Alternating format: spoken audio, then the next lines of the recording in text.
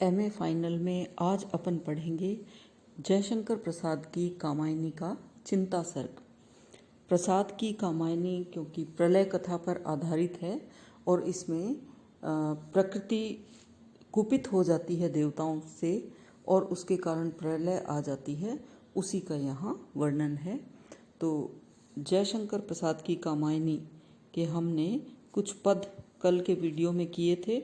आगे अपन इसी चिंता सर्ग में आगे चलते हैं। तो चलिए शुरू करते हैं। विस्मृति आ अवसाद घेर ले, नीरव ते बस चुप कर दे, चेतन ते चल जा जड़ता से, आज शून्य मेरा भर दे। चिंता करता हूँ मैं जितनी उस अतीत की, उस सुख की, उतनी ही अनंत में बनती जाती रेखाएं दुख की। ये जो कविता है इसमें वो बीज छुपा हुआ है जो कामायनी के समरसतावाद या अनंत आनंदवाद की ओर इंगित करता है। जयशंकर प्रसाद की कामायनी के चिंता सर्ग से अवतरित इन पंक्तियों में कवि मनु के माध्यम से कह रहे हैं। मनु जो कि देवताओं की इकलौती संतान थी, प्रलय के बाद वही बचे थे और वो इतने दुखी थे कि जो अजर अमर कहे जाने वाले देवताओं की भी दुर्गति हो जाती है अगर प्रकृति कुपित हो जाए तो, या सीमाओं का उल्लंघन किया जाए, संतुलन न रहे तो क्या दुष्परिणाम भोगने पड़ते हैं, वही यहाँ सोच रहे हैं मनु। और वो कहते हैं विस्मृति आ अवसाद घेर ले, नीरव ते बस चुप कर दे। चिंता से मनु बहुत ज़्यादा परेशान है, तंग है, दुखी है, इसलिए कहते हैं कि हे विस्मृति तू मेरे पास आ जा और मैं बीती हुई जो जितनी भी घटनाएं घटित हुई है देवलोक में उन्हें याद करना नहीं चाहता हूँ, दुखी नहीं होना चाहता हूँ। अतः हे अवसाद मुझे आकर घेर ले। और अगर अवसाद और विस्मृति आ जाएं, मनुष्य को जकड़ लें तो सारी वृत्तियां शिथिल हो जाती हैं। तो मनु प्रार्थना करते हैं कि मैं अतीत को भूलना चाहता हूँ, इसलिए हे विस्मृति आजा और हे अवसाद मुझे घेर ले। चेतन ते चल जा जड़ता से, आज शून्य मेरा भर दे। कवि कहते हैं कि मनु चिंता में है और कहते हैं कि हे नीरवते तू आकर मुझे चुप कर दे। नीरवते बस चुप कर दे, हे नीरवता तू मुझे आकर के चुप कर दे और तू मेरे पास से कहीं दूर चली जा, जिससे हे चेतनता तू मेरे चेतन ते चल जा जड़ता से, आज शून्य मेरा भर दे। कि नीरवता को तो चुप होने का कहते हैं और कहते हैं कि हे चेतनता तू मेरे समीप से कहीं दूर चली जा और मेरे हृदय में इस चेतना के स्थान पर जड़ता से आज शून्य मेरा भर दे। मैं जड़वत हो जाऊं, अज्ञानी हो जाऊं, सब कुछ भूल जाऊं, तो चेतनता चल जा जड़ता से, आज शून्य मेरा भर दे। मेरे शून्य को आज शांति की आवश्यकता है। अतः हे चेतनता तू चली जा और जड़ता से मेरे शून्य को भर दे। मनु दुखी है इस बात से कि देवताओं के भोग विलास का कितना असर हुआ कि सब कुछ नष्ट हो गया। चिंता करता हूँ मैं जितनी उस अतीत की, उस सुख की, उतनी ही अनंत में बनती जाती रेखाएं दुख की। मनु दुखी है और कहते हैं कि जो घटनाएं बीती हैं देवलोक में, देवताओं के भोग विलास से जो विनाश आया है, उसको मैं जितना याद करता हूँ उतना, और उन पर जितना सोचता हूँ, जितनी चिंता करता हूँ उस अतीत की, उस सुखमय जीवन की, उतनी ही अनंत में बनती जाती रेखाएं दुख की। उतनी ही जो है अनंत में दुख की रेखाएं खींचती चली जाती है।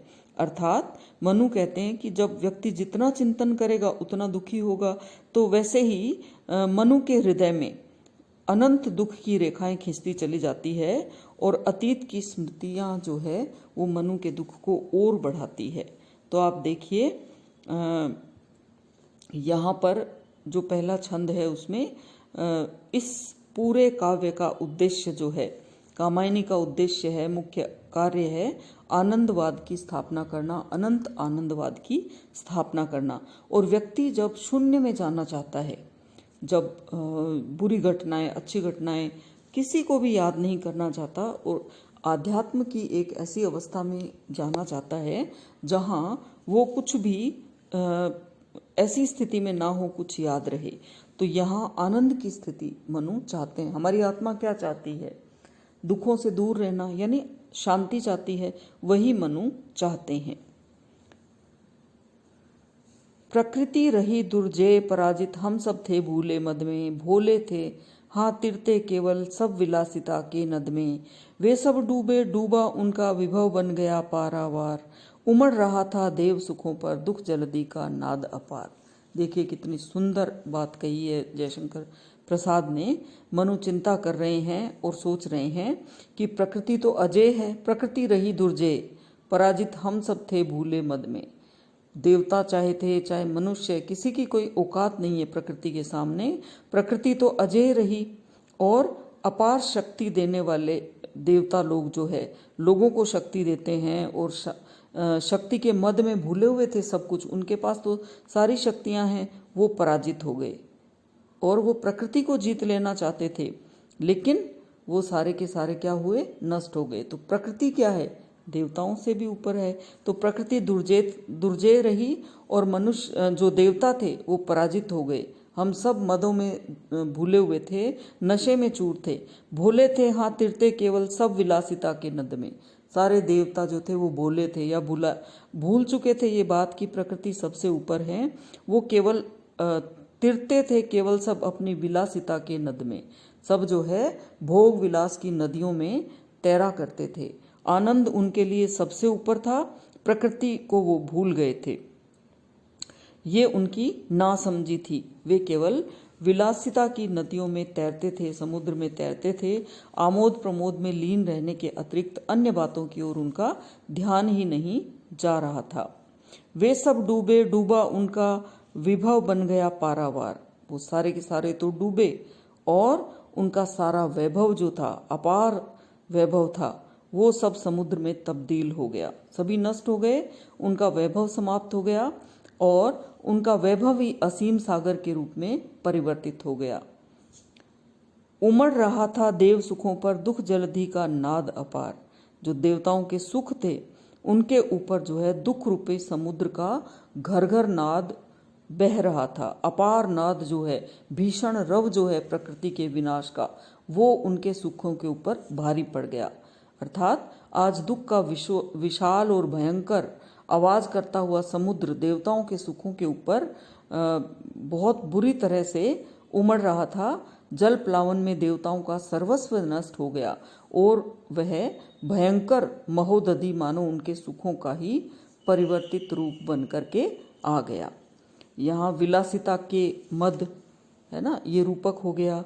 पारावार शब्द का प्रयोग का अभिप्राय जो पारावार, दुखों का जो अनंत सिलसिला है वो पारावार को बताना। पारावार शब्द का प्रयोग करने का मतलब हुआ कि दुख जो है वो किस कदर आए हैं, उसकी अधिकता को बताता है। दुख जल्दी में रूपक अलंकार है। सुख केवल सुख का वह संग्रह, केंद्रीभूत हुआ इतना, छाया पथ में नव तुषार का सघन मिलन होता जितना, सब कुछ थे स्वायत्त विश्व के बल वैभव आनंद अपार, उद्वेलित लहरों से होता उस समृद्धि का दुख सुख संसार। यहाँ पर कवि जयशंकर प्रसाद मनु के मन की चिंताओं और विगत स्मृतियों को बताते हुए कहते हैं कि सुख केवल सुख का वह संग्रह, केंद्रीभूत हुआ इतना, सुखों का संग्रह। देवताओं ने क्या किया? सिर्फ सुखों का संचय किया, इतने सुखों को भर लिया कि वो उन केंद्रीभूत हो गए, सारे सुख एक जगह आ गए। ऐसे समझ लो कि अर्क सुखों का उनके पास आ गया। जिस तरह अंतरिक्ष में छायापथ में नव तुषार का सघन मिलन होता जितना, जैसे अंतरिक्ष में तुषार यानी कोहरा, नव तुषार जैसे कोहरा छाता है तो उसमें बहुत सारी ओस बिंदु या बर्फ के से बिंदु होते हैं, वो इकट्ठे हो जाते हैं, सघन रूप में वो छा जाते हैं। तो कवि कहते हैं कि शीत ऋतु में जिस प्रकार सफेद कण बर्फ के जो है सुबह सुबह या संध्या के समय एकत्रित होकर कोहरे के रूप में दिखाई देते हैं, वैसे ही कोहरे की तरह सुख जो है उनके पास संचित हो गया। सब कुछ थे स्वायत्त विश्व के, बल वैभव आनंद अपार। क्या नहीं था?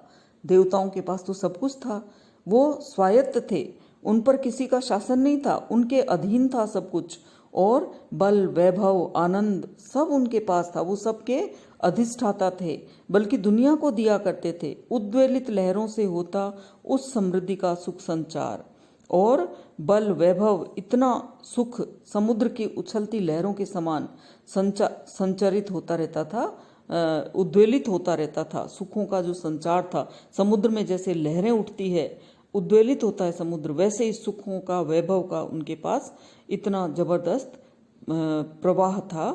और इस प्रकार जयशंकर प्रसाद जो है यहाँ पर देवताओं के सुख को बता करके और वो किस प्रकार दुख में परिवर्तित हो गया, इससे हमें ये सीखना चाहिए कि जब देवता भी प्रकृति के विपरीत होते हैं, जीवन में संतुलन नहीं रखते हैं, तो उनका भी विनाश होता है। तो मनुष्य की क्या औकात?